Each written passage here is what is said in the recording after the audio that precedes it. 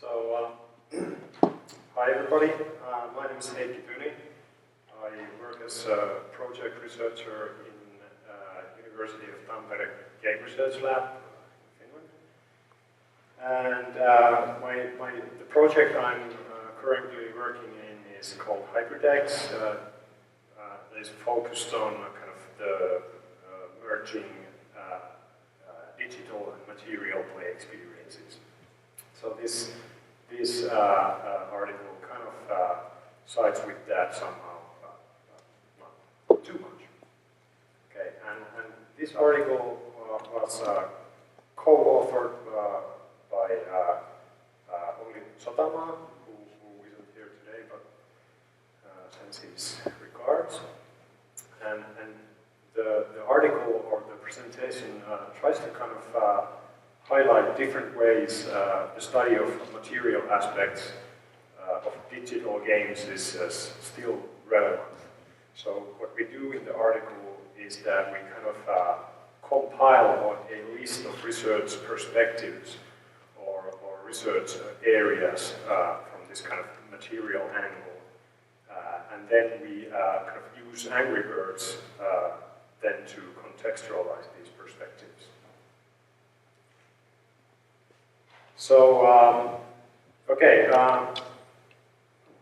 despite increasing digitality, digital services, the cloud, immaterial content, materiality is still very relevant to the study of digital games. And we don't think that those kind of digital progressions spell the end of material aspects as well, in general for digital games. But instead what happens is that new practices, new material practices emerge and material kind of conforms to new shapes and forms. And also this kind of rhetoric of digital games being in danger to disappear has kind of luckily sparked new research interest in the area. So previous research on this kind of on this topic includes, for example, Apperly and J-Main, who kind of identify this material turn in game studies or game research. So they come up with these three emerging trends of study trends. So first of all, ethnographic research.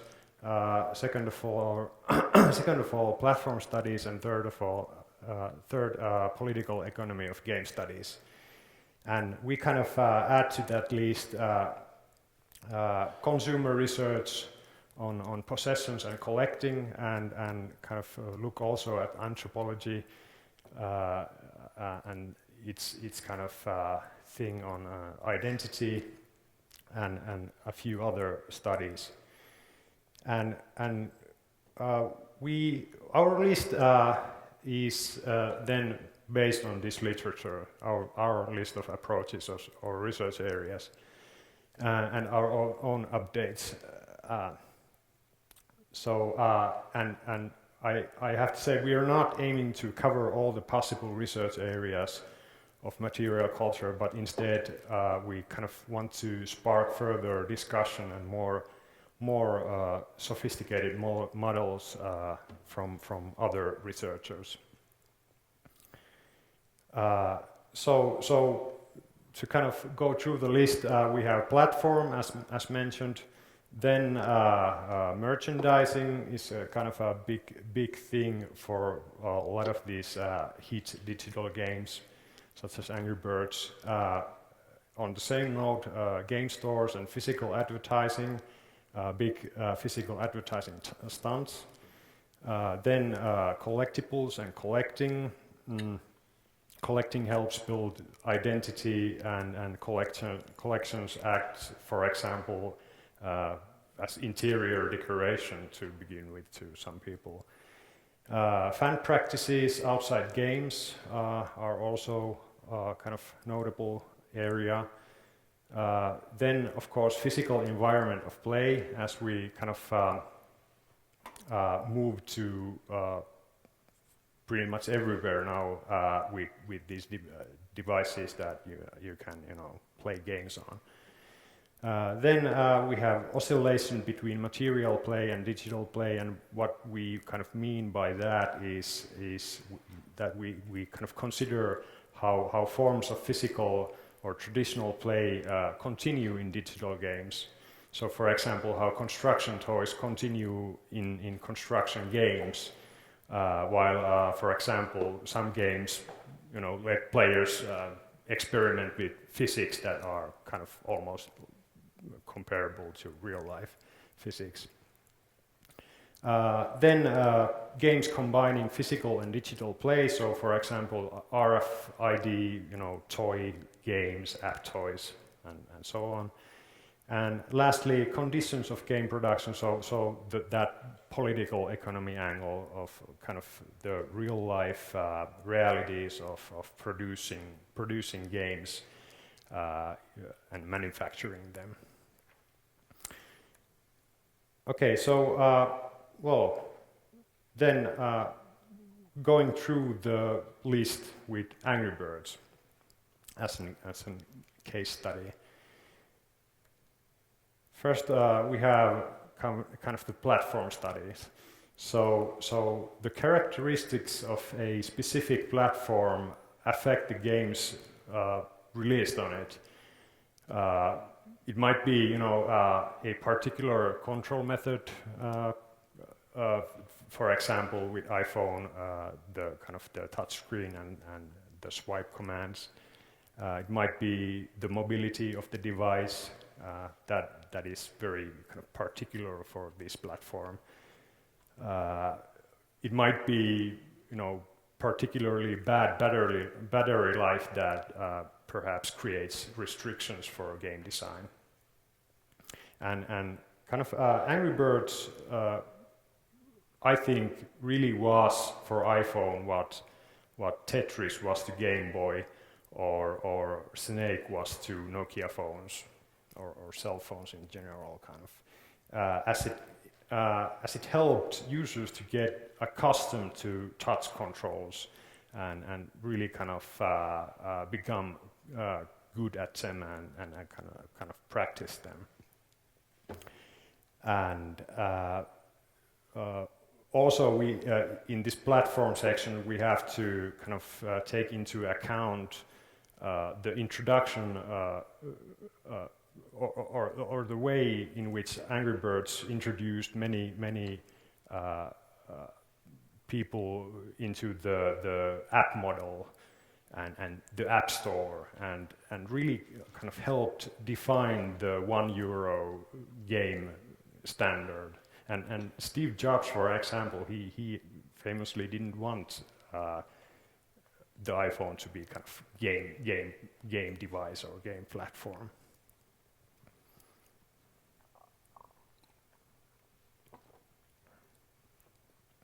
Also, the platform, the iPhone, really kind of meant for these games and Angry Birds that the gameplay experience had to be constructed from kind of short play bursts, and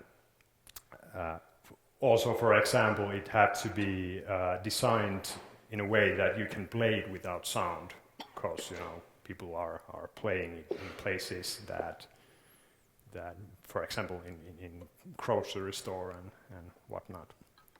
Okay. Next up, licensing and merchandising. So this kind of digitally distributed hit game really kind of benefits from merchandising as it needs to be seen everywhere. And actually, or logically, the more visible it is, the harder it is to avoid and the more you must kind of take part in it or even you kind of want to pursue it. And In fact, now Rovio regards itself as an entertainment company, and in 2012, 45% of its revenue came from kind of these consumer products, so stuff other than games. And now we have kind of Angry Birds branded everything, so toys, games, soda, candy, coffee, backpacks, theme parks, kind of airplanes with these Angry Birds stickers on them, Formula One cars, and so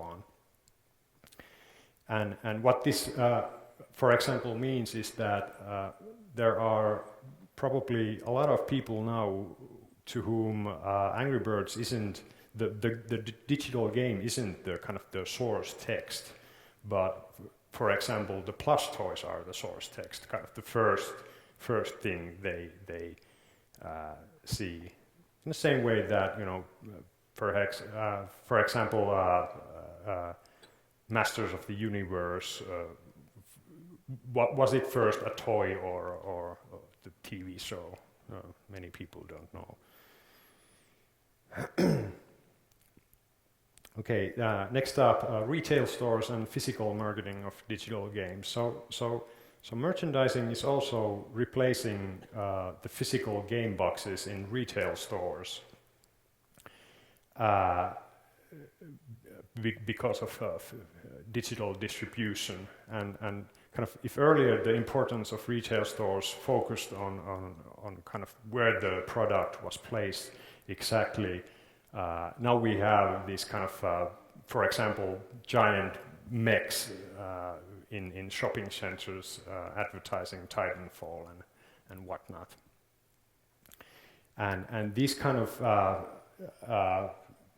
really huge plus toys we see there, or these slingshots, real life size or huge slingshots, they kind of play to this this viral aspect of this phenomenon. So they kind of want to, or even have to, make these stunts to stay in the headlines. And kind of the plush toys are interesting in Angry Birds in a sense that these plush toys that were one of the first really big merchandising things for the franchise allowed fans to kind of communicate this gamer identity and identity in general in a playful way. So you might buy the red bird and be a kind of a regular guy, or maybe you bought the big fat bird, or kind of the underdog beaten up pig, or kind of the playful king pig, or whatever. And interestingly, Rovio came up with these kind of multiple sizes of these plush toys. So larger and larger plushes, and in a way they turned this kind of communicating identity into a game. So you could one up your friends with these bigger and bigger plush toys. Okay. Collectibles and fan-made artifacts in a kind of one slide. So Angry Birds obviously has also collectible toys, and you can collect the whole line, and also they have these blind bags that are now very kind of popular with Lego and all the similar brands. And on the fan side, fans kind of remediate and move digital games to new physical contexts through these kind of cosplay things and Lego incarnations of Angry Birds and other popular games and so on. And of course these fan artifacts, such as these cakes that became kind of a phenomenon, also kind of help to create and nurture this bigger cultural phenomenon that is Angry Birds. Okay, so the physical environment of play. Physical environment of play once was arcade at one time. Very specific environment with kind of specific kind of lighting, cultural associations, and so on and so forth. Whereas now we can, we can pretty much play everywhere, in stores, in subway, in churches, in work meetings, and there's kind of nice industry data on where people really play these mobile games, and practically everywhere. And a lot of times this playing happens in what is or has been called this kind of accompanied solitude. So for example, here we see people playing or tinkering with their phones in subway, and this is one of kind of the interesting areas, I think, that on the one hand these games are connected and online, but on the other hand people are really kind of immersed in them and not paying attention to other people. Interesting. And yet most play mobile games in their homes, on the couch and in bed, despite the kind of seeming mobility of the devices. And again, these use contexts and environments affect how these games are played and designed. Okay, so for many children, tablet gaming or Angry Birds specifically many times is the first contact with technology. And for example, Angry Birds is the most played game among Finnish kids under 9 in every category. And younger and younger kids are now playing these games. So 1 out of 5 children between ages 0 and 2 is playing now. And we should kind of ask how these games and devices set a particular tone, so to speak, for technological encounters and play. So for example, how touchscreens and swiping develop fine motoric skills, and how this affects other kind of things. So, for example, we see kids and even older people swiping these pictures in a regular book, for example, trying to swipe them. And we can also ask in what are the connections of this current kind of digital play to historical forms of play.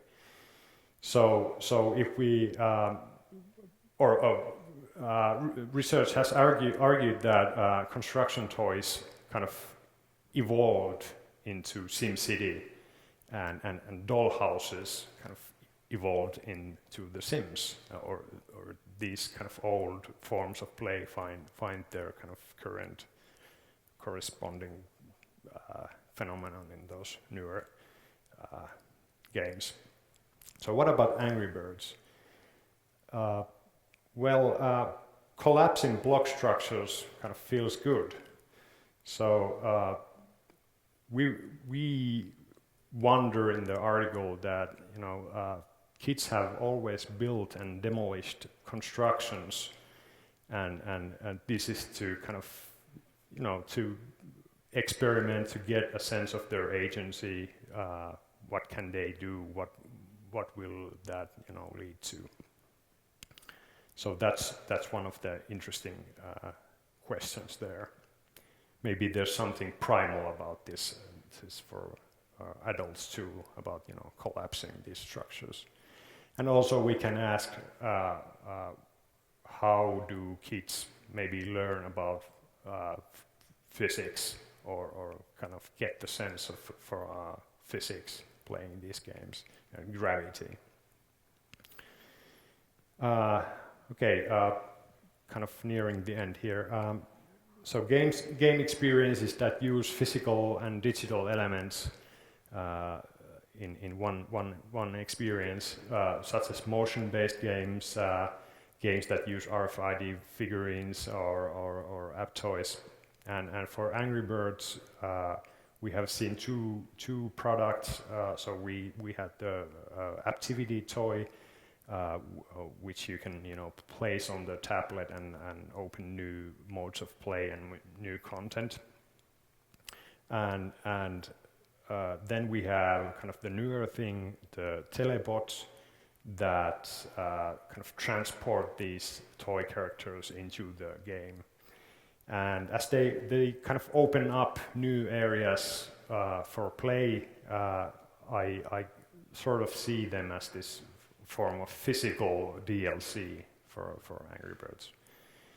And of course, the question for Rovio is the same as it is for kind of the academics. So what is the right kind of hybridity or connectivity for these experiences as toys? So what kind of experiences are really long-lasting and last after the initial attraction?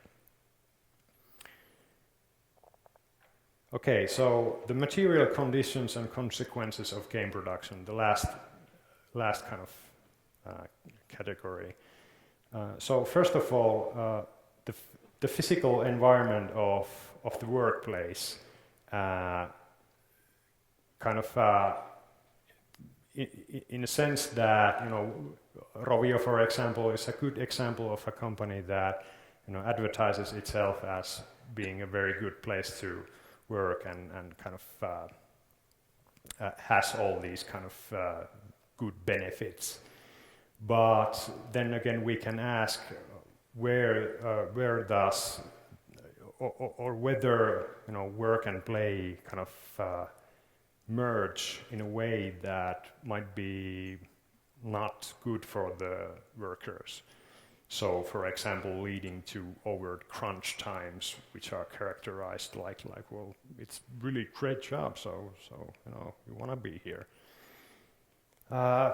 Then, even though these are digitally distributed games, Rovio is a privately owned company, so they don't have any commitments, or they don't have any, nobody's asking them to tell us about their commitments concerning their subcontractors. So, for example, we don't know what kind of sweatshops maybe are making these plush toys and other kind of merchandising products. So that's one question too. And last, even these sort of immaterial games, they need electricity, server farms, and copper mines and whatnot to kind of provide them with the basis they kind of rest on. And this is a subject for kind of ecological studies.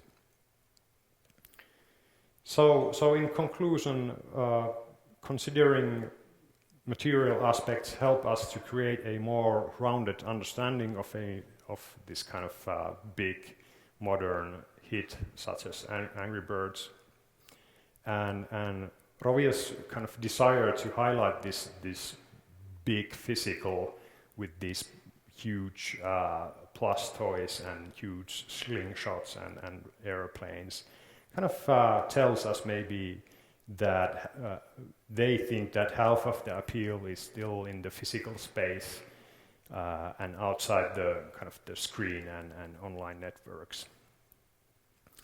And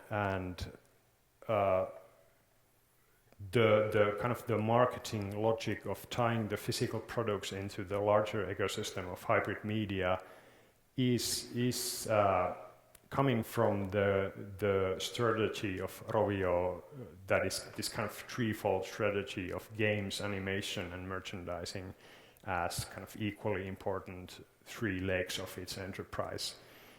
And yes, this kind of model really brings sustainability and predictability to their business. It's really kind of interesting to see where they will go with this. Okay, but thank you. That's all I have.